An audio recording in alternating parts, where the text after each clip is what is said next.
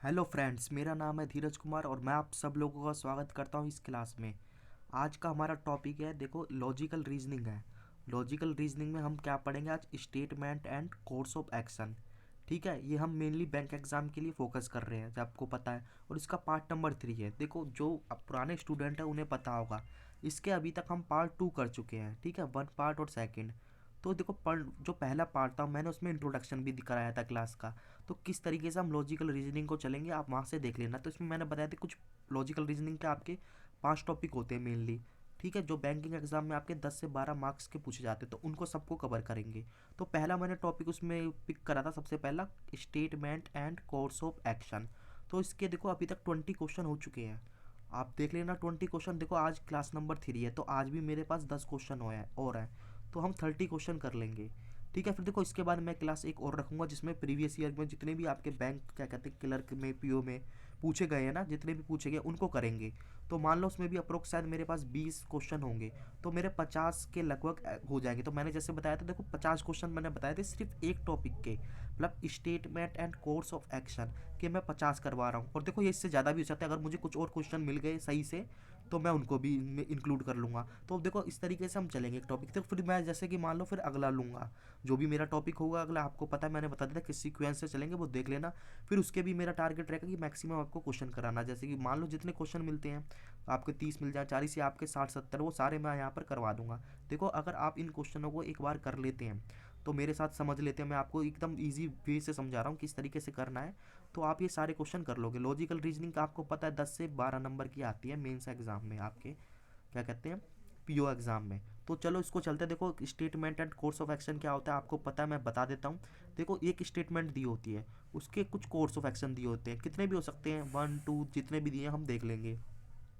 तो देखो ये स्टेटमेंट है ना, इसको एक मतलब statement and course of action को एक अलग और नाम से जाना जाता है, problem and course of action. तो मतलब आप तो अब क्लियर होगा, मतलब ये स्टेटमेंट में आपको एक प्रॉब्लम दी गई होगी, उसमें आपको एक कोर्स ऑफ एक्शन देना होता है, कोई सा भी होता है, जितने भी कोर्स ऑफ एक्शन देना होता है, मतलब उसकी कार्यवाही करनी होती है। इसमें क्या होता है, मैंने आपको प्रीवियस 2 क्लास में बताया, आपको एक जज या सुप्रीम ऑथोरिटी की तरह ट्रीट करना होता है। कि मतलब आप मानो अपने आप को एक जज हो, एक सुप्रीम ऑथोरिटी हो, आपके पास कोई एक समस्या लेके आया है, उसके लिए आप उसको सुझाव दो। तो उसमें सुझाव कैसे होने चाहिए, मैंने बताया कि ऐसे सुझाव होने चाहिए कि जिससे ना देखो दूसरी प्रॉब्लम क्रिएट ना हो। ऐसा नहीं कि आपने ये प्रॉब्लम तो ख़त्म कर दी, एक ऐसे निर्णय दे दिया चलो ये प्रॉब्लम ख़त्म कर दो, और दूसरी प्रॉब्लम उस मतलब कि उस आपकी क्या कहते हैं, जो आपने जजमेंट दिया उसकी वजह से दूसरा क्या कहते हैं आपका एक प्रॉब्लम क्रिएट होगी, तो वो मेरी जजमेंट एकदम बेकार है। हालांकि ये प्रॉब्लम तो सॉल्व हो जाएगी, मगर दूसरी आपकी प्रॉब्लम क्रिएट हो गई तो वो तो गलत है। ऐसे आपको मतलब कोर्स ऑफ एक्शन नहीं देने हैं। और दूसरा क्या था, दूसरा था ये आपको उसके मतलब कि रूट काउज पे जाना है, और ऐसे जजमेंट देने की सही हो, लॉजिक आपके सही हो, मतलब कि कोर्स ऑफ एक्शन आपका सही हो। ऐसा नहीं है आपने एक अजीब सा निर्णय दे दिया। तो इसमें इतना ही होता है और ज़्यादा कुछ नहीं होता। देखो आगे चलते हैं, ये देखो आगे चलते हैं। देखो ये देखो, ये आपको पता है ये वाली एक सीरीज़ चल रही है, इसको आप ज्वाइन कर सकते हैं, मैंने प्रीवियस क्लास में बताया था, पजल की है। और देखो ये वाली भी क्लास चल रही है, ये भी मेंस की है आपकी, कोडिंग डिकोडिंग न्यू पैटर्न की, इसको भी आप ज्वाइन कर सकते हैं। देखो अब मैं चलता हूँ क्वेश्चन। देखो यहाँ पर क्या लिखा है, problem and course of action part number 3 है। यहाँ पर देखो कैट लेवल लिखा है। देखो मैंने इसमें कैट लेवल के भी काफ़ी क्वेश्चन इंक्लूड करे हैं। देखो कैट लेवल में मैंने देखा ये एक टॉपिक है ना, इतना आता नहीं है, और आता है तो ईजी आता है। आपका बैंकिंग एग्जाम में थोड़ा ये हाई आता है, तो वहाँ से मैंने देखा। देखो कैट हर का सिलेबस अलग होता है। कैट में आपकी कई बार जो आपकी पजल ज़्यादा आती है अच्छी, तो इसमें एक इसका इसका वेटेज इतना नहीं होता, और वो अच्छे ज़्यादा क्वेश्चन नहीं है। फिर भी मैंने जो मेरे को सही लगे वो इंक्लूड कर लिया। तो आज भी हम 10 क्वेश्चन करेंगे।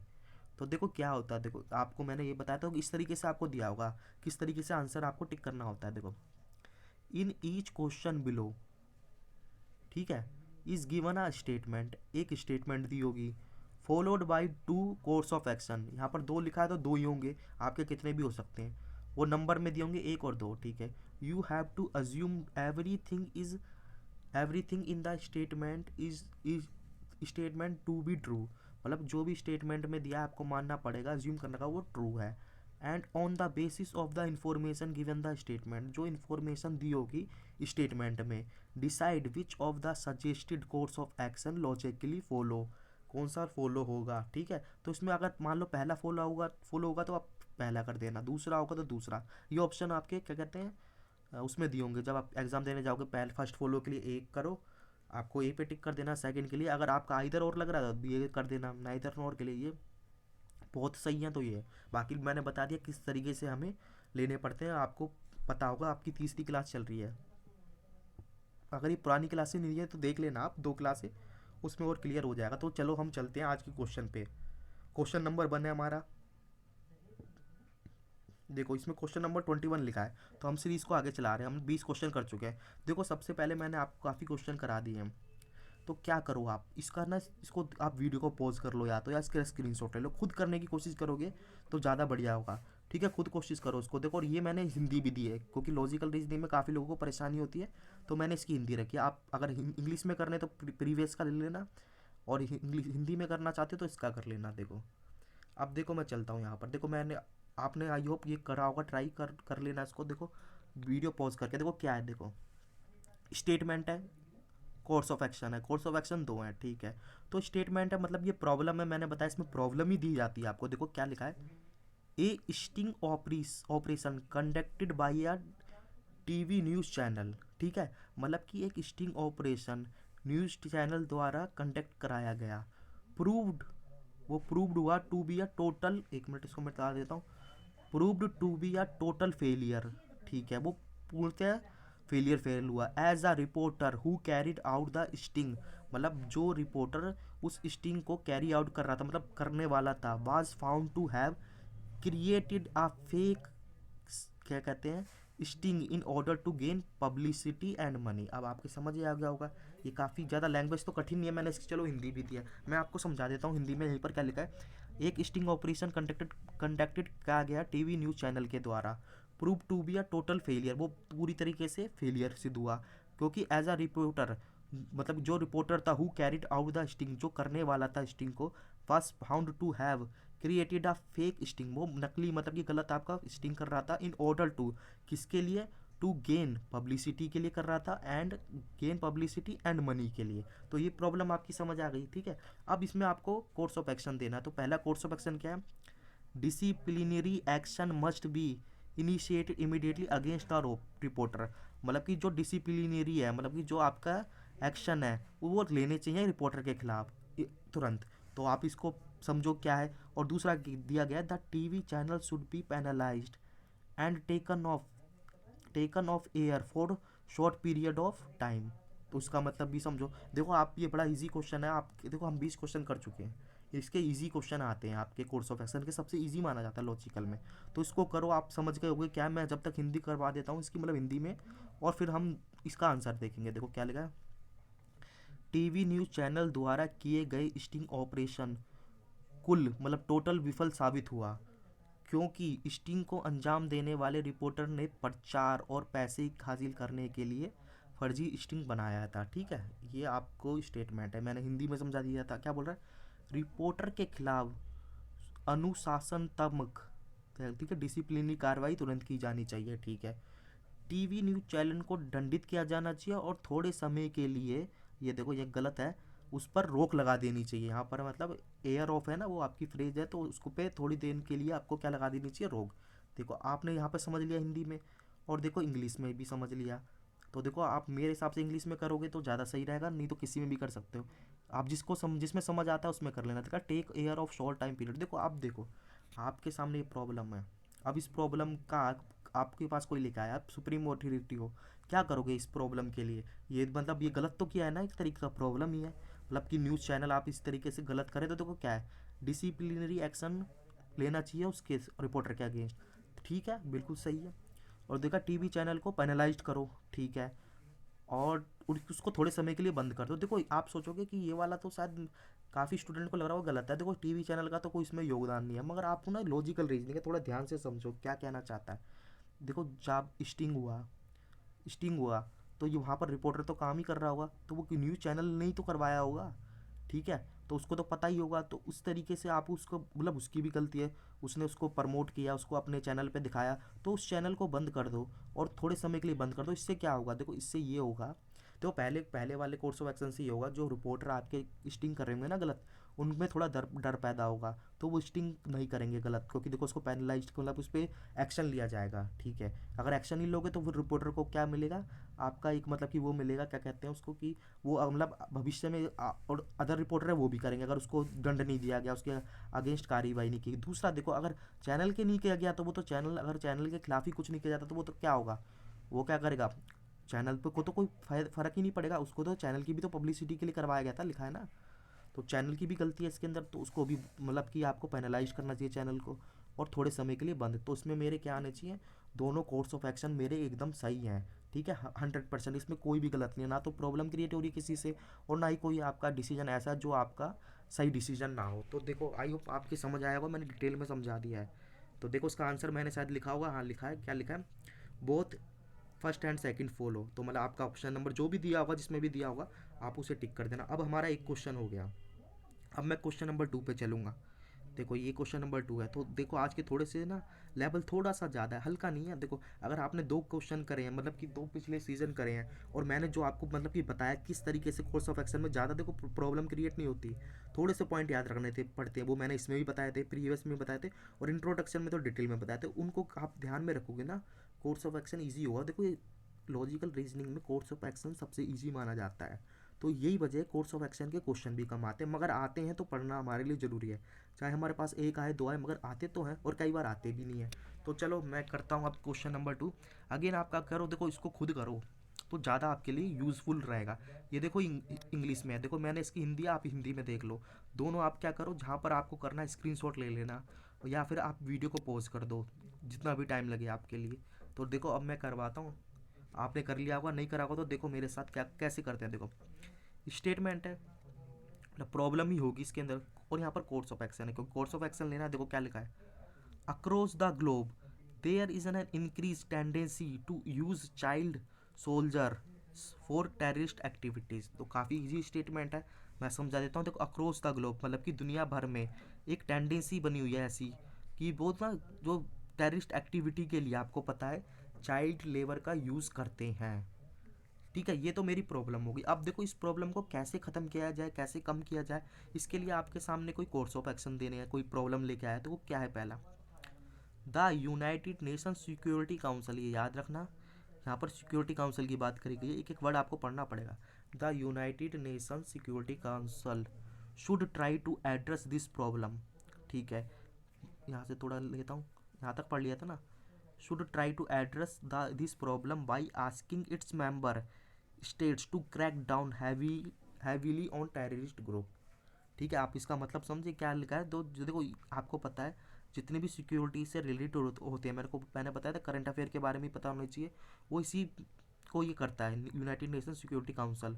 वो ट्राई करना चाहिए एड्रेस प्रॉब्लम को by asking its member state to crack down the heavily terrorist group, ठीक है। और दूसरा था US led force must attack such terrorist group.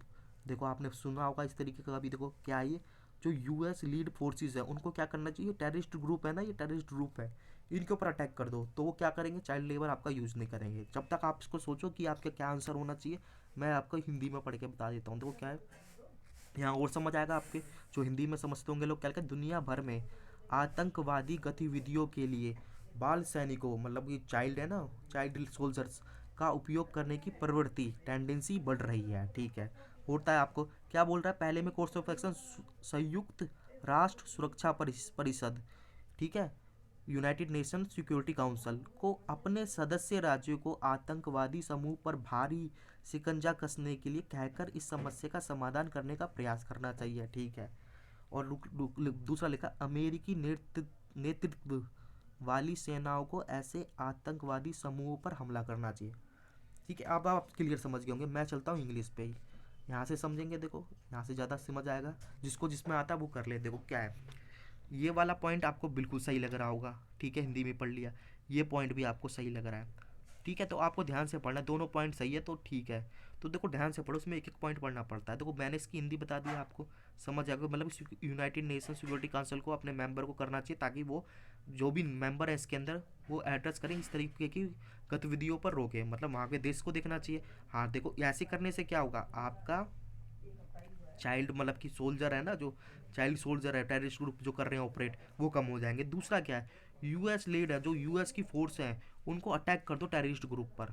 मतलब आप क्या करो, यूएस की जो फोर्स है, हर देश की फोर्स होती है, तो वो ये सबसे शक्तिशाली देश है तो इसलिए यूएस का नाम लिया है। वो टेररिस्ट ग्रुप जहाँ पर भी ऑपरेट है उनको पे हमला कर दो, उनको मार दो।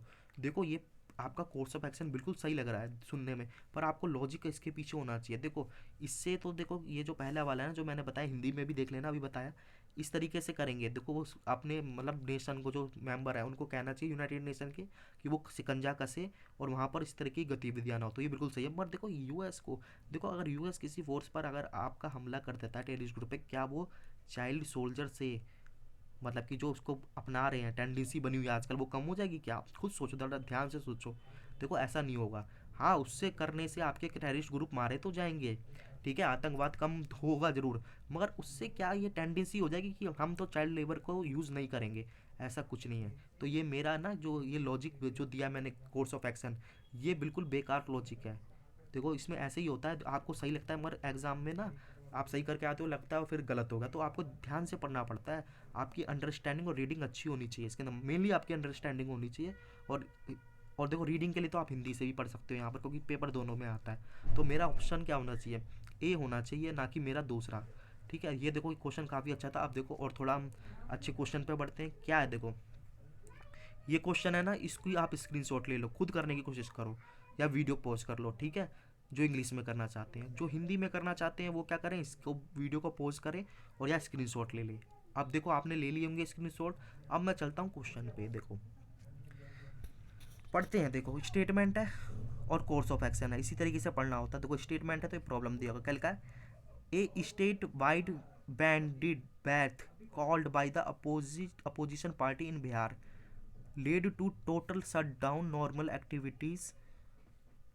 ये देखो मैं यहाँ पर करता हूँ, यहाँ पर देखो, in Bihar led to total shut down normal activities in Bihar people. इसका मतलब समझे, देखो क्या मतलब है, एक स्टेट वाइड बैंड है जो मतलब अपोजिशन पार्टी ने करवाया करा, उसकी वजह से बिहार में जो गतिविधियां आम लोगों को परेशानी हो रही है नॉर्मल एक्टिविटी की, ठीक है, ये है। दूसरा देखो, पहला स्टेट कोर्स में कोर्स ऑफ एक्शन आपको क्या लेना है, the government should call a meeting with opposition, ठीक है, मतलब गवर्नमेंट को मीटिंग करनी चाहिए अपोजिशन के साथ, अपोजिशन पार्टी के साथ, to work out an approach that does not affect the common man, जो आपके कॉमन मैन को प्रॉब्लम ना हो। अपोजिशन पार्टी मस्ट भी कंटिन्यू देयर एजिटेशन, मतलब उनको अपना जो आंदोलन है वो कंटिन्यू रखे। तो अगेन इजी क्वेश्चन है, मैं जब तक इसकी हिंदी समझा देता हूँ। देखो क्या बोल रहा है, बिहार में विपक्षी दलों द्वारा बुलाए गए राज्यव्यापी बंद बिहार के लोगों की समस्या, लोगों की सामान्य गतिविधियों को बंद कर दिया। आपको पता है इस तरीके की प्रॉब्लम आजकल देखो किसानों के साथ चल रही है, जो हो रहा है यहाँ पर, मतलब इस तरीके से यहाँ पर बंद करवा दिया उन्होंने। तो देखो इससे क्या है, पहला कोर्स ऑफ एक्शन आप ले सकते हो, सरकार को क्या करना चाहिए, जो विपक्ष अपोजिशन पार्टी के साथ एक बैठक करनी चाहिए ताकि आम आदमी पर कोई असर ना पड़े। ठीक है, ये ठीक लग रहा है। विपक्ष दलों को अपना आंदोलन जारी करना चाहिए। तो इससे क्या होगा, देखो इससे क्या होगा, आप आंदोलन जारी रखोगे क्योंकि बिहार के लोगों की समस्या कम हो जाएगी। आप कहोगे नहीं ये तो इजी क्वेश्चन था, तो इसका आंसर A1 होना चाहिए। तो अगेन इजी क्वेश्चन था ये तो काफ़ी। तो देखो आपको पता है जो प्रॉब्लम क्या हुई यहाँ पर, प्रॉब्लम हुई जो बिहार में नॉर्मल लाइफ है ना, नॉर्मल पीपल है, उनको एक्टिविटी हो गई भाई, ट्रांसपोर्ट की हर तरीके की प्रॉब्लम हो जाती है, आपको पता है।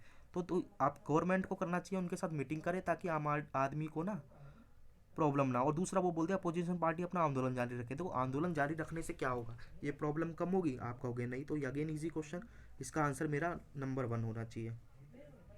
ठीक है, अब मैं क्वेश्चन नंबर 4 पे चलूँगा, जो कि आपका 20 नंबर 4 पर है। ठीक है, अगेन देखो क्वेश्चन क्या है, थोड़े से इसमें लेवल थोड़े से ज़्यादा लिए, ज़्यादा नहीं, ठीक है, क्योंकि हमारा पार्ट नंबर 3 चल रहा है। क्या लिखा है, मैं पढ़ूंगा, देखो, the number of people who die on roads every year, मतलब कि जो कुछ लोग मर रहे हैं every year, road die on road every year is so alarming that the number every year are closely to the number which can be attributed to major disease of the world. ठीक है, ये मेरी statement हो गई। ठीक है, ये statement हो गई। अब देखो इसमें क्या, there should be an active campaigning for sanitize people towards road safety norms. ठीक है, और क्या लिखा है, there should be an increase emphasize on enforcing speed limits, road safety rules traffic management on road across. तो देखो again ये आपका इजी है, आप इसको पढ़ लो। मैं जब तक आप इसका आंसर करने की कोशिश करो, मैं देखो इसका हिंदी में बता देता हूँ ताकि जो हिंदी वाले स्टूडेंट हैं उनको समझ आ जाए। देखो क्या लिखा है, हाल साल सड़कों पर मरने वाले लोगों की संख्या इतनी भयानक है कि हर साल संख्या उन संख्याओं के करीब है जो जिन्हें जिन्हें दुनिया की बड़ी बीमारियों के लिए जिम्मेदार ठहराया जाता है। मतलब वो यह कि इजी सी मतलब रोड एक्सीडेंट ज़्यादा हो रहे हैं, जिस वही मतलब है इस तरीके से। और वो इतने हो रहे हैं मतलब कि जितने आपके बीमारी से मरते हैं उतने ही आपके रोड वाले होते हैं ना, रोड मतलब रोड एक्सीडेंट वही उससे हो रहे हैं। तो देखो पहला क्या है, सड़क सुरक्षा मानदंडों के प्रति लोगों के संवेदनशील बनाने के लिए, ठीक है, सक्रिय अभियान होना चाहिए। समझ आ गया होगा।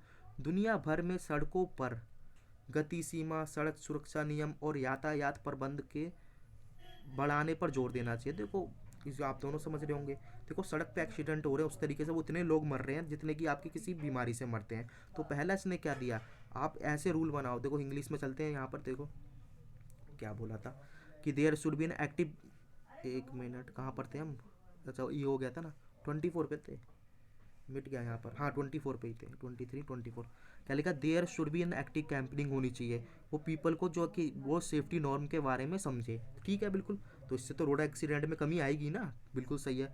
और क्या करना चाहिए, लोगों को बता जो करना चाहिए एम्फेसाइज, जो स्पीड में लिमिट होती है, आप रोड पर ड्राइव करो उसमें स्पीड लिमिट डिसाइड कर दे, और रोड सेफ्टी क्या क्या कहते हैं आपके रूल्स बना दें, ट्रैफिक मैनेजमेंट कर दें अक्रॉस द वर्ल्ड, तो उससे भी कम होगा। तो ये मेरे दोनों लॉजिक मेरे बिल्कुल सही हैं, बिल्कुल रिलेवेंट है। मतलब कोर्स ऑफ एक्शन मेरे मैं दूंगा इस पर, तो मेरे दोनों सही है, इससे मेरी प्रॉब्लम भी कम होगी, मेरी कोई दूसरी प्रॉब्लम भी क्रिएट नहीं हो रही, और दोनों लॉजिकल आपके एकदम सटीक हैं। देखो आंसर इसका दोनों होना चाहिए, देखो लिखा है। अब देखो मैं चलता हूँ आपके क्वेश्चन नंबर 5, यानी कि 25 है जो आपका टोटल क्वेश्चन चल रहा है, और आज का 5 है। देखो दोबारा आप क्या करो, खुद करने की कोशिश करो। देखो ये ठीक है, इसका स्क्रीनशॉट ले लो या वीडियो पॉज कर लो, और देखो ये हिंदी वाले के लिए जो हिंदी में करना चाहते हैं वो यहाँ से कर लें। ठीक है, देखो अब मैं चलता हूँ यहाँ पर, क्या बोल रहा है, कोर्स ऑफ एक्शन है, प्रॉब्लम है, पढ़ते हैं इसको ध्यान से। An unexpectable numbers of children die during the first year of their lifes. आपने सुना होगा, अगर न्यूज़पेपर पढ़ते हैं तो इस तरह की प्रॉब्लम काफ़ी आती है। क्या लिखा है, an unexpected number of children die during the first year of their lifes. मतलब काफ़ी स्टूडेंट मर जाते हैं वो अपने पहले साल में, मतलब एक साल के अंदर अंदर वो मर जाते हैं। आप इसका कई आपको पता है कई कारण होते हैं, वो कारण भी अगर लिखा होगा तो पढ़ लेंगे। देखा, the high Indians the high incidence of infant death होती है is a major cause of concern for health ministry. तो हेल्थ मिनिस्ट्री के लिए ये काफ़ी चिंतित वाली बात है। तो ये समझ लिए, हमारा स्टेटमेंट तो थोड़ा ज़्यादा कठिन नहीं था, इजी सी था। अब देखो क्या पढ़ते हैं, कोर्स ऑफ एक्शन क्या देने चाहिए इसके लिए ताकि आपकी ये प्रॉब्लम ही है ये कम हो जाए। क्या लिखा है, all government hospital should be privatized to improve health care facilities. समझने की कोशिश करो क्या कह रहा है, जितने भी सरकारी हॉस्पिटल है उनको प्राइवेट कर दो ताकि वहाँ पर क्या कहते हैं आपकी हेल्थ केयर फैसिलिटी अच्छी हो जाए। सोचो इसके बारे में, सही है गलत है। तब तक मैं दूसरे पे चलता हूँ। Government should commit higher level of their budget, ठीक है, टू हेल्थ सर्विस। मतलब कि गवर्नमेंट को ना कमिट करना चाहिए, हायर लेवल ऑफ बजट बनाना चाहिए हेल्थ सर्विस के लिए ताकि ये प्रॉब्लम कम हो जाए। आप सोचो, जब तक मैं हिंदी में देखते हैं इसमें क्या लिखा हुआ है। ये लिखा है, एक ऐश्वर्यिक मतलब कि अनएक्सपेक्टेबल संख्या में बच्चे अपने जीवन के पहले वर्ष के दौरान मर जाते हैं। शिशु मृत्यु की दर उच्च घटना स्वास्थ्य मंत्रालय के लिए चिंता की बात है। ठीक है, इन्फेंट डेथ्स होती हैं वो आपकी जो आपका हेल्थ मिनिस्टर है स्वास्थ्य मंत्रालय, उसके लिए चिंता की बात है, चिंता के लिए तो होगी। क्या लिखा है, स्वास्थ्य देखभाल सुविधाओं में सुधार लाने के लिए सभी सरकारी अस्पतालों को निजीकरण कर देना चाहिए ताकि आपकी ये प्रॉब्लम कम हो जाए। सरकार को अपने बजट में से उच्च स्तर में स्वास्थ्य सेवाओं पर देना चाहिए। देखो ये अगेन बहुत इजी क्वेश्चन है, ज़्यादा इसमें कठिन नहीं था, पर देखो ज़्यादातर स्टूडेंट क्या करेंगे, इसका तो इजी कर लेंगे। देखो मैं समझा देता हूँ, ये इजी क्वेश्चन है, इसमें सही आएगा ज़्यादातर लोगों का। देखो क्या है, आप देखो अगर गवर्नमेंट हॉस्पिटल को प्राइवेटाइज कर दोगे, सारे लिखा ना ऑल, तो उससे क्या हेल्थ केयर फैसिलिटी सुधर जाएंगी। देखो सुधर भी सकती है, नहीं भी सुधर सकती। तो देखो इस चीज़ से करने से इसका क्या लेना देना है, भाई पहले साल में मर रहे हैं तो इसमें तो कोई रोल ही प्ले नहीं कर रहा है इतना मेजर। तो इसमें हेल्थ फैसिलिटी देखो, और ये तरीके का एक कोई वो सोल्यूशन भी नहीं है। तो ये सोल्यूशन नहीं है कि आपकी जो चाइल्ड है ना, इन्फेंट जो डेथ्स हो रही हैं नवजात शिशु की, तो उससे कम हो जाए, तो ये बिल्कुल ही इलॉजिकल चीज़ है। आपने कर दिया होगा क्या, गवर्नमेंट से को करना क्या चाहिए, एक बजट बनाते हैं, जैसे आपको पता है बजट आएगा फरवरी में, तो उसमें ना हेल्थ केयर सर्विस पे ज़्यादा खर्च करो। तो ये तो बिल्कुल सही है, अगर हेल्थ सर्विस पे आप ज़्यादा खर्च करोगे तभी तो जो उनकी मृत्यु दर है मतलब कि कम होगी। तो मेरा सेकंड वाला सही होना चाहिए, पहला वाला तो मेरा इलॉजिकल था। तो मैं क्या कहूँगा, इसमें मेरा सेकंड वाला बिल्कुल सही है। अब क्वेश्चन नंबर कितने पे चलेंगे, देखो आंसर दिया मतलब गलत बोल गया मैं यहाँ पर देखो मैंने करा सेकंड ही राइट है, मगर मैंने वन बोल दिया। क्वेश्चन नंबर मतलब कोर्स ऑफ एक्शन मेरा दूसरा सही है, पहला सही नहीं है, देखो यहाँ पर है ओनली सेकंड। अगेन देखो कितना बड़ा सा नज़र आ रहा है स्टेटमेंट, घबराना नहीं है, आराम से करो इसको, स्क्रीनशॉट ले लो इसका। देखो अब ये हिंदी में भी दे रखा है, इसका भी ले लो। अब देखो मैं बताता हूँ किस तरीके से इसको करना है, क्या है इसमें, क्या कह रहा है। इन ईच ऑफ थ्री, लिखा है in each of the 3 years from, यहाँ से यहाँ तक, मतलब कि in each of the 3 year from 2000 to 2002, share holders, share holder समझते हो, share holders of India's Sensex lost lost between 15 to 30% of their value, lost of percent यहाँ पे हो गया, of their value of their assets.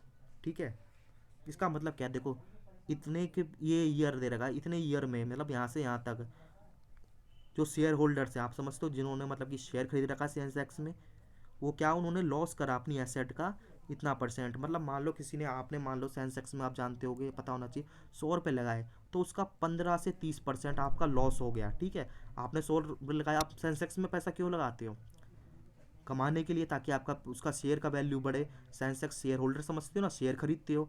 ठीक है, तो उसमें से क्या हुआ, 15% कम हो गया आपका, बढ़ने की बजाय ना, तो वो 15% कम हो गया। मतलब कि यहाँ पर 85 हो गया, या आपका 70 तक कम हो गया, मतलब इतना कम हो गया। मतलब क्या हुआ फिर, ये आपको पता होना चाहिए सेंसेक्स में कैसे होता है इस तरीके से। तो कॉमन पॉइंट है, ये न्यूज़पेपर में आता है। तो आपके शेयर की वैल्यू कितनी होगी, आपने 100 का खरीदा, आपकी शेयर की वैल्यू लिखा है 15 से 30% कम हो गई, तो आपके शेयर की वैल्यू अब 70 ही बची। अब अगर मान लो मार्केट में बेचने जाओगे ना अपना शेयर, अब वो तो 100 का नहीं बिकेगा। वैसे तो आपने खरीदा क्यों, तो कोई भी आप शेयर खरीदते हो, कुछ भी खरीदते हो, बिजनेस करते हो, क्यों करते हो, प्रॉफिट के लिए। तो आप तो ये सोच के समझा होगा ना कि मैं इस सेंसेक्स मतलब कि खरीद रहा हूँ इस कंपनी के शेयर, तो ये 100 रुपये के आज खरीद रहा हूँ, तो हो सकता है क्या, आप देखते हो किस तरीके से सेंसेक्स की न्यूज़ भी आती है, तो ये शेयर आपका बढ़ेगा, ये कंपनी ग्रोथ कर रही है, हो सकता है ये आने वाले वक्त में 150 का हो जाए। तो आप कल को बेचोगे तो 50 रुपये, 150 का बिकेगा, 100 में लिया तो 50 रुपये प्रॉफिट होता, तो आपके लिए फ़ायदा। पर यहाँ पर तो उल्टा हो गया, 70 का हो गया, 100 का खरीदा, 70 का बिकेगा, अब आप बेचने जाओगे तो 70 का, तो मतलब 30 का लॉस। तो यही आपको पॉइंट कहा गया है, तो ये कोई इतना बड़ा पॉइंट नहीं था, मगर आपको पता है तो ये इस तरीके से आपको पता होना चाहिए। देखो यहाँ से लेके यहाँ तक मैंने पढ़ लिया। अभी देखो बात खत्म नहीं हुई, क्या कह रहा है, yet the average value of the CEO package of the 30 company that form the Sensex was higher than 2002 than the 2000 by almost 50%। देखो अगर आप इसका मतलब समझते हो तो ये क्वेश्चन होगा, नहीं तो दिक्कत क्रिएट करेगा। पहली प्रॉब्लम तो ये हुई, पहली प्रॉब्लम ही है ये, पहले प्रॉब्लम है। यद्यपि या मतलब इसका क्या कर रहा है, उसका अपोजिशन बता रहा है कि आपने, मैंने ये वाला समझ आ गया होगा। ठीक है, किस तरीके से होता है, शेयर मैंने बता दिया लॉस हो रहा है। पर यद्यपि क्या लिखा है, जो average value of CEO package है, मतलब जो CEO होते हैं कंपनी के, को पता है CEO कौन होते हैं, क्या होते हैं, तो उनका जो पैकेज है, मतलब जो उनको सैलरी मिल रही है of the 30 companies that form the Sensex. आपको पता है सेंसेक्स में, आपको देखो इस तरीके से 30 कंपनीज होती है, उसी के बेसिस पे सेंसेक्स कैलकुलेट होता है, ये पता होना चाहिए, बेसिक चीज़ है। तो उनके जो CEO की सैलरी है वाज हायर देन इन 2002, वो हायर देन है 2002 इन 2002, मतलब इससे कंपेयर कर रहा है 2002 से 2020 में, वो हायर देने कितना, ऑलमोस्ट 50%, 50%। देखो बताता हूँ, जैसे कि मान लो इसकी CEO कोई भी होगा, उसकी यहाँ पर जो सैलरी थी ना, मान लो 100 रुपये है, मान लो जिम कर लो, तो वो आपकी यहाँ पर कितनी हो गई, क्या क्या कहते हैं, हायर देन 150%। मतलब इसकी 150% निकालोगे तो 50 यहाँ पर ऐड करोगे, तो मतलब उसकी सैलरी तो यहाँ पर बढ़ रही है CEO की, पर जो वहाँ के शेयर होल्डर है ना, उनकी क्या हो रहा है, उनका जो वैल्यू है वो गिर गिर रही है। तो ठीक है, ये है। अब देखो ये प्रॉब्लम ही एक तरीके की। तो अब मैं क्या करूँगा, देखो मेरे पास ये problem I, course of action, company should induce greater transparency of the compensation package.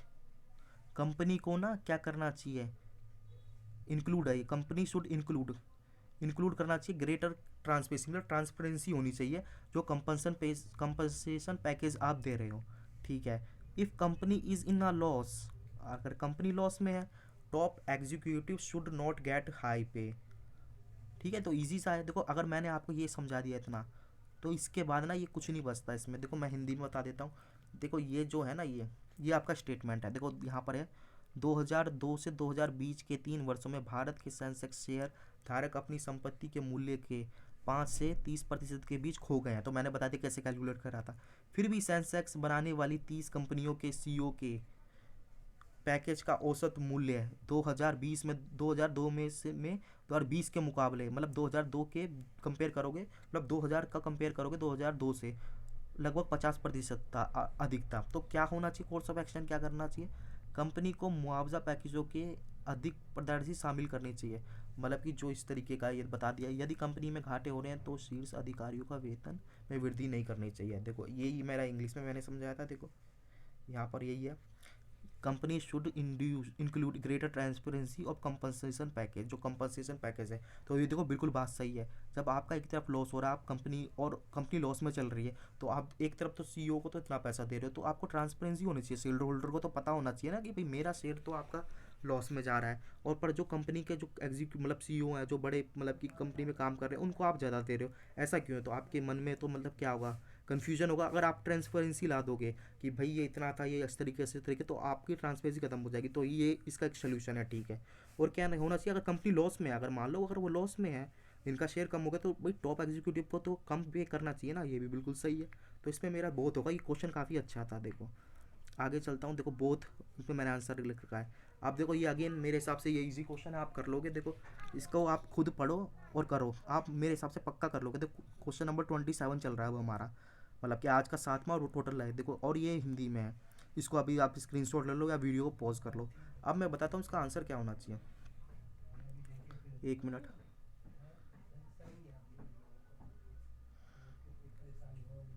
अमृत्या मतलब कि कोई नेम है, arrived an hour late for examination, मतलब कि ये नाम है, अमृत्यान है, वो अराइव्ड आया या आई 1 घंटा लेट फॉर एग्जामिनेशन के लिए, ठीक है। The cut off time of enter the examination hall is maximum 50 minute late. तो ये तो इजी सा क्वेश्चन है। मतलब कि आप 1 घंटा, मान लो आप अपना खुद को आप रख लो, आप 1 घंटा लेट आए एग्जाम पेपर देने के लिए, पर जो लिमिट है ना वो सिर्फ 15 मिनट तक जा सकते थे। मान लो पेपर आपका 1 बजे स्टार्ट है, तो आपका जो एंट्री गेट है मान लो 1:15 पे बंद होता है। ऐसे ही आपका टाइम होता है जब एग्ज़ाम देने जाते हो। एग्ज़ाम कब भी स्टार्ट हो, ये आपका ना एग्जामिनेशन के पहुंचने का 1 बजे का टाइम था, ठीक है। और आप 1:30 तक कर सकते हो, आधे घंटे का होता है रिलैक्सेशन, तो आप जा सकते हो पेपर का भी स्टार्ट हो। तो इसके बीच में एंट्री होगी, फिर क्या होगा, गेट क्लोज कर दिया जाएगा। यही प्रॉब्लम है। तो क्या लिखा है, a rule for is for everyone, जो रूल है सबके लिए। So Amrita should not be allowed to enter the examination hall and take the exam. तो बड़ा इजी है, क्या मतलब कह रहा है, जो सबके लिए रूल है वो उसके लिए भी होना चाहिए। अमृत्यान के लिए वो अलाउड नहीं करना चाहिए उसको, क्या कहते हैं, एग्ज़ाम के लिए। यहाँ पर मैं करता हूँ हॉल के लिए, तो मतलब कि एग्ज़ाम हॉल में नहीं जान भेजना चाहिए और उसको एग्ज़ाम ना दे, ठीक है। और क्या, अमृत्यान should be restricted from his college for violating his the rule. देखो ये काफ़ी अच्छा पॉइंट है। इसका मतलब है जो ये दे रखा है पर्सन है, उसको रिस्ट्रिक्टेड कर दो स्कूल से, कॉलेज से, जो भी है जिसने रूल तोड़ा है। इसलिए देखो मैं तब तक हिंदी में समझाता हूँ क्या है। देखो परीक्षा के लिए अमृत्यन 1 घंटे देरी से पहुंचा। परीक्षा हॉल के प्रवेश के लिए कट ऑफ समय में अधिकतम 15 मिनट थे। मैंने समझा दिया अभी एग्जाम्पल से। एक नियम सभी के लिए है, इसलिए अमृत्यान को परीक्षा हॉल में प्रवेश कर देना चाहिए और उसको मतलब कि प्रवेश करने और परीक्षा देने की अनुमति नहीं देनी चाहिए। तो ये तो ठीक है। और क्या नियम का उल्लंघन किया है उसने, तो ये नियम ही तो तोड़ा एक तरीके से, उसके लिए उसको कॉलेज से निकाल देना चाहिए। अब देखो आपकी समझ आ रहा होगा, देखो ये भी देखने में सही लग रहा है, पर मैंने कहा था कुछ ऐसा स्ट्रिक्ट रूल मत लो एकदम, आप मतलब स्ट्रिक्ट रूल ले रहे हो। और ये देखो एक रिलेवेंट भी, देखो उसने आपको यहाँ पर उसको बता तो दिया, अगर उसने 1 घंटा पेपर में लेट आया, उसको भाई घुसने नहीं दिया, तो आप क्या करो, उसको पेपर मत देने दो। ये तो सबसे, पर ये नियम कहाँ से सही है कि आप उसने एक मतलब लेट आया, रूल तो तोड़ा है, तो उसको पनिशमेंट यहाँ मिल तो गई। तो अब आप क्या करो, उसको साथ में ना क्या करो, उसको या ये कह लो दूसरे वाले को, इसको ही मानो या इसको, कि उसको कॉलेज से ही निकाल दो। तो ये तो बिल्कुल इलॉजिकल है। भाई यहाँ पर तो उसको बता दिया आप एक घंटे में, मतलब रिपोर्टिंग टाइम आपका 1 बजे, आप 1 बजे नहीं पहुँचते हो ना, 1:15 तक एंट्री होगी, ठीक है, वहाँ तक एंट्री होगी, अगर आप पहुँचते हो उसके बाद तो घुसने नहीं दिया जाएगा, चलो यहाँ तक तो सही है। पर आप उसको कॉलेज से निकाल दो तो ये रिलेवेंट है, तो मेरा पॉइंट नंबर फर्स्ट आएगा, मतलब कि मेरा लॉजिक बिल्कुल सही है। देखो यहाँ पर दे रखा ओनली फर्स्ट इज फॉलो। अब क्वेश्चन नंबर मैं चलता हूँ 28 पर। अगेन इसको देखो खुद करोगे तो ज़्यादा अच्छा रहेगा। देखो यहाँ पर स्क्रीनशॉट ले लो या वीडियो रोक दो, और ये देखो ये रहा हिंदी में, ठीक है। ये देखो मैं चलता हूँ क्वेश्चन पे। 28 नंबर क्वेश्चन है, क्या लिखा है, स्टडीज ऑफ ग्लोबल वार्मिंग, ये पता है काफ़ी प्रॉब्लम है। So that the earth could be heated by at least six degree Celsius in next 100 years. मतलब कि स्टडीज़ ने बताया जो ग्लोबल वार्मिंग के कारण ग्लोबल वार्मिंग हो रही है उसके कारण अर्थ का जो टेम्परेचर है वो 6% अधिक हो जाएगा नेक्स्ट 100 ईयर। मान लो आज हमारा 2020 है, ठीक है, और इसमें मान लो अभी हमारा जो क्या कहते हैं टेम्परेचर चल रहा है इस अर्थ का, मान लो अब 50% चल रहा है, तो आप जब 100 साल बाद जाओगे, यानी कि इस तरीके से जाओगे ना, एक इसमें जोड़ोगे ये इस तरीके से, 1 मिनट, 100 साल, ये देखो एक 2120 में जाओगे इस तरीके से, तो वो कितना हो जाएगा आपका 6% अधिक हो जाएगा, 50 से 56%। तो ठीक है, huge thanks to huge green house gas emission, तो इस वजह से ये ठीक है। अब देखो इसके अंदर शायद, अब मेरा क्या पॉइंट है, since green house gas are responsible for global warming step should be taken to control their emission immediately. इसको समझो, मतलब वो ये अगर ये गैस आपकी रिस्पॉन्सिबल है तो उसके लिए कुछ कंट्रोल के लिए आपको इमीडिएटली स्टेप अपनाने चाहिए। A new industries should be immediately stop from starting the control of environmental damage. देखो इस तरीके का क्वेश्चन मैंने करवाया था एक शायद प्रीवियस में, वो थोड़ा सा चेंज था। आप इसको देखो, मैं जब तक इसकी हिंदी बता देता हूँ। क्या है, देखो इसकी हिंदी है, ग्लोबल वार्मिंग के अध्ययन से पता चला, स्टडी से, कि विशाल ग्रीन हाउस गैस उत्सर्जन के कारण अगले 100 वर्षों में पृथ्वी कम से कम 6 डिग्री सेल्सियस गर्म हो जाएगी। चूँकि यानी कि हालांकि green house gas global warming के लिए जिम्मेदार है, इसलिए उसके उत्सर्जन को तुरंत नियंत्रित करने के लिए कदम उठाने चाहिए। ठीक लग रहा है। पर्यावरण क्षति को नियंत्रित करने के लिए सभी नए उद्योगों को तुरंत शुरू करने के लिए से रोका जाना चाहिए। देखो मैंने क्या बताया था, आपकी ये प्रॉब्लम है, ठीक है, प्रॉब्लम तो देखो इससे भी सॉल्व हो रही है, इससे भी तो सॉल्व, दोनों सॉल्व है, दोनों राइट कर दो। पर मैंने देखो स्टार्टिंग में जैसे बताया था कि प्रॉब्लम खत्म करनी है, दूसरी प्रॉब्लम क्रिएट नहीं है। इससे करने से ना, देखो 1 मिनट पहले लेता हूँ, इसको करने से, इस वाले करने से तो देखो कुछ नहीं होगा, कोई दूसरी प्रॉब्लम क्रिएट हो रही है, आप खुद सोचो नहीं होगी। आपको देखो गैस जो जिम्मेदार है उसके लिए ना इमीडिएटली कुछ सोचो कंट्रोल करने के लिए, ठीक है, जैसे पोल्यूशन का होता है सेम मान लो। पर यहाँ पर क्या है, देखो हाँ मेरे को याद आएगा, पोल्यूशन वाला करवाया था शायद मैंने, ये वैसा ही है सेम। और ये क्या, जो न्यू इंडस्ट्रीज हैं जो इसके लिए रिस्पॉन्सिबल है उनको ना आप बंद ही कर दो, मतलब उनको लाइसेंस मत दो इस तरीके से। तो ये वाला है ना प्रॉब्लम ही क्रिएट करेगा। इससे क्या होगा, देखो ये वाली प्रॉब्लम सोल्व हो जाएगी। मगर दूसरी प्रॉब्लम क्या होगी, देखो हमारी जो मतलब कि आपकी जिस मान लो कोई कंपनी जो खोल रहा था नई, उसमें एम्प्लॉय भी जुड़ते काफ़ी और एम्प्लॉयर भी, तो काफ़ी लोगों को काम मिलता, ठीक है, और हमारी जो भी है जीडीपी जिस देश में होती वो बढ़ती, हर तरीके से फ़ायदा होता। पर आप उसको दोगे नहीं भाई, आपकी क्या कहते हैं ग्लोबल वार्मिंग हो रही है, तो उससे तो प्रॉब्लम क्रिएट दूसरी होगी ना, तो इस ये पॉइंट मेरा बेकार है। ये वाला सही है, मतलब आपकी जो गैस जिम्मेदार है, जो अभी आपकी कौन सी है जो भी ग्लोबल वार्मिंग के लिए, उसके लिए आप इमीडिएट क्या कहते हैं वो अपनाओ, क्या कहते हैं स्टेप लो, कि ताकि वो कम हो। तो मेरा पॉइंट कौन सा होना, आंसर क्या होना चाहिए, वन होना चाहिए, दूसरा नहीं है, ठीक है। तो इसका वन फॉलो होगा। देखो अब ये हमारा क्वेश्चन है, इसका स्क्रीनशॉट ले लो, देखो खुद करने की कोशिश करो। और दूसरा देखो ये है हिंदी में, दोनों मैंने बता दिया। अब देखो मैं इसको पढ़ता हूँ। क्वेश्चन नंबर हमारा 29 है। देखो क्या है इसमें, higher higher education in America is very expensive. Easy point है, मतलब कि जो हायर एजुकेशन है अमेरिका में बहुत ज़्यादा महंगी है। दिस इज़ परहैप्स, ये इसलिए है because more and more graduate from across the world try to go America for higher education. मतलब इसका मतलब ये कि ज़्यादातर लोग अमेरिका में पढ़ने के लिए जाते हैं, इसलिए वहाँ पर शिक्षा महंगी है। आप देखो क्या है इसका मतलब, पहला कोर्स ऑफ एक्शन क्या लोगे, तो एक तरीके की प्रॉब्लम ही तो हो गई, वहाँ पर मतलब पढ़ाई महंगी है। अब क्या देखो कोर्स ऑफ एक्शन क्या है, the American government should stop such migration for student from other country. क्या करना चाहिए, अमेरिका को दूसरे जो शहर मतलब कि आते हैं इस उससे आते, क्या कहते हैं, कंट्री से लोग आते हैं, पढ़ने जाते हैं अमेरिका में, तो उन पर रोक लगा देनी चाहिए ताकि वो उस कंट्री में आए ना, तो महंगी भी नहीं होगी। पहला तो इसने इस तरीके का लॉजिक दिया। दूसरा दिया, the American government should clamp down heavily on such institution and university which charge high for higher education. मतलब कि जो अमेरिका को उस पर ना शिकंजा कसना चाहिए, जो आप इस तरीके से ज़्यादा चार्ज कर रहे हो। आप सोचो, मैं जब तक इसकी हिंदी बताता हूँ। देखो क्या है, अमेरिका में उच्च शिक्षा बहुत महंगी है। ये शायद इसलिए है क्योंकि दुनिया भर के अधिक से अधिक जो ग्रेजुएट उस शिक्षा के लिए अमेरिका में जाने की कोशिश करते हैं। अमेरिका सरकार को अन्य देशों से छात्रों को रोक देना चाहिए। ठीक है, अमेरिका सरकार को ऐसे संस्थाओं और विश्वविद्यालयों में शिकंजा कसना चाहिए जो उच्च शिक्षा के लिए उच्च अब लेते हैं। देखो ऐसा ये दोनों, ये दोनों आपको, देखो ये वाला तो आपको गलत लग रहा होगा, पर छात्र स्टूडेंट को ये वाला सही। पर देखो उसको ध्यान से पढ़ो। ये देखो ये भी आपका इलॉजिकल है, क्योंकि देखो इससे तो देखो ये तो पता ही चल गया आपको। इस तरीके से आप लोगों पे रोक लगा दोगे तो उससे कोई प्रॉब्लम की आपकी कम नहीं होगी। ठीक है, और ये प्रॉब्लम भी नहीं है शायद।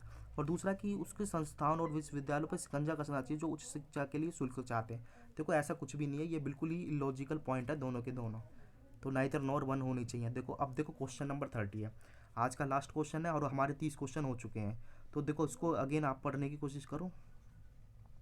और ये देखो ये आपका, ये देखो इसको भी पढ़ लो। ठीक है, दोनों आपने पढ़ लिया, आपने स्क्रीनशॉट ले लिया, वीडियो रोक देना। देखो मैं पढ़ता हूँ।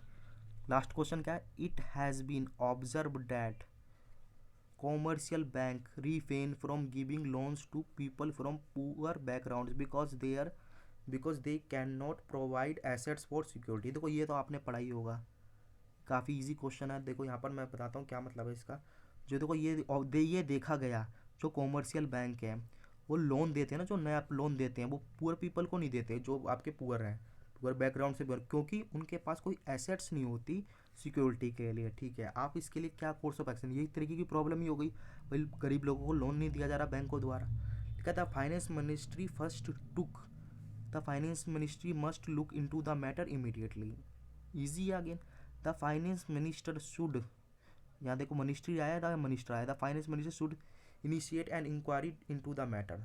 अगेन आपका इजी है। मैं हिंदी पे चलता हूँ। देखो क्या बोल रहा है, ये देखा गया कि वाणिज्य बैंक गरीबी पृष्ठभूमि के लोगों को ऋण देने से बचते हैं, क्योंकि वे सुरक्षा के लिए, मतलब सिक्योरिटी होता है ना, आपको लोन लेना पड़ता है तो आपको कोई एसेट रखनी पड़ती है, वो एसेट प्रदान नहीं कर सकते। वित्त मंत्रालय को इस मामले में तुरंत देखना चाहिए, शायद एक्शन लेना चाहिए, जो भी है, शायद ये वर्ड क्या लिखा है, वित्त मंत्री को इस मामले की जांच शुरू करनी चाहिए। तो आप सोचो इसका क्या होगा। देखो मैं बताता हूँ। देखो ये अगेन बहुत इजी क्वेश्चन है, ये दोनों ही सही हैं। देखो अगर आप किसी मान लो गरीब को लोन नहीं दे रहे तो फाइनेंस मिनिस्ट्री को इस मामले को देखना चाहिए, लुक इनटू करना चाहिए, और फाइनेंस मिनिस्ट्री को तुरंत आपने ना इंक्वायरी करनी चाहिए ऐसे मैटर पे, जो बैंक क्या कहते हैं आपको गरीबों को लोन नहीं देते। तो इसका आंसर क्या होना चाहिए, बहुत ही ट्रू। देखो इस तरीके से आज हमारा क्या कहते हैं पार्ट नंबर 3 होता है। आई होप आप लोगों को समझ आया होगा। देखो अब हमारे 30 क्वेश्चन हो गए, मैंने 30 क्वेश्चन करा दिए ना, आप इनको रिवीजन कर लेना, अगर समझ ना आए तो वीडियो को रिपीटेड देख लेना, आपके समझ आ जाएंगे। ठीक है, ये काफ़ी इजी टॉपिक है, अभी तो हमें आगे चलना है। तो देखो करना क्या, देखो ये क्लास को तो हम यहीं ख़त्म करेंगे। देखो आपको क्या, अगर इसकी PDF चाहिए तो ये टेलीग्राम चैनल है, ये मैंने अंडरलाइन करा, नेम है, यहाँ से ले लेना। और ये यूट्यूब चैनल है, इसको सब्सक्राइब कर लेना, और वीडियो को ज़्यादा से ज़्यादा शेयर करना। देखो आज हमारे 30 क्वेश्चन हो गए। देखो जो अब मेरी नेक्स्ट क्लास होगी, शायद 1 या 2 क्लास हो, जो भी होगी मैं देखूंगा उस हिसाब से। देखो अगली जो क्लास होगी ना, उसमें मैंने देखो अब ये टॉपिक लगभग पूरा कवर करवा दिया आपका, इसमें ज़्यादा कुछ है नहीं। तो अब मैं ना प्रीवियस ईयर के पेपर लेके आऊँगा, जो क्वेश्चन आपके पूछे गए हैं, चाहे क्लर्क में हो चाहे PO में हो, तो उनको पढ़ेंगे, हम देखेंगे कि उनको कर पा रहे हैं या नहीं कर पा रहे। तो देखो आज की क्लास को तो यहीं एंड करेंगे, फिर मैं आपको नेक्स्ट क्लास में मिलूंगा। मतलब अभी हमारा कोर्स ऑफ एक्शन ख़त्म नहीं हुआ, पहला टॉपिक था, इसकी 1 या 2 और क्लास चलेगी। तो तब तक क्या करना है, इस मतलब इन वीडियो को देख लेना, दोबारा समझना है, PDF डाउनलोड कर लेना टेलीग्राम चैनल से, और इसको 2-3 बार देखोगे तो समझ आ जाएगा। और इंट्रोडक्शन क्लास जरूर देख लेना जिन्होंने नहीं देखी है, ताकि ये पता चल जाए किस तरीके से करते हैं और हमें लॉजिकल रीजनिंग में क्या क्या करना है।